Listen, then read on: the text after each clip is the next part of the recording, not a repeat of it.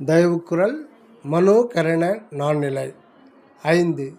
தெளிந்த சித்தத்துள்ளே சிவங்கண்டு இலங்கும் பளிங்கொத்து உறைந்திட்ட பாங்கு.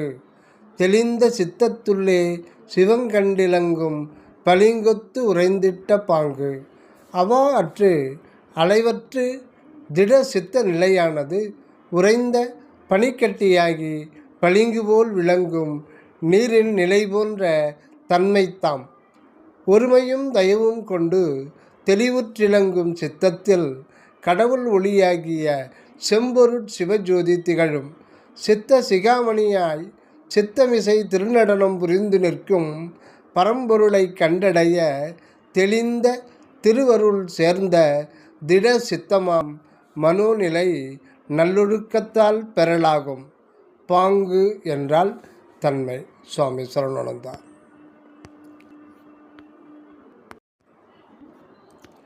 தயவுக்குரல் மனோகரண நான்நிலை 6.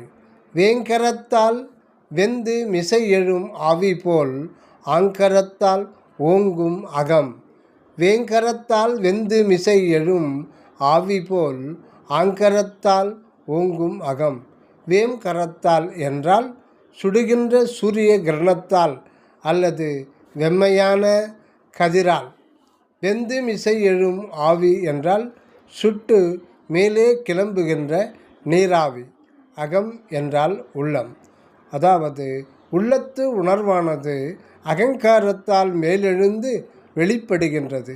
இது எதுபோல் எனில் கடல் நீர் ஞாயிற்றின் கதிர்களால் வெம்மை அடைந்து நீராவியால் மேலெழுகின்றது போலாம்.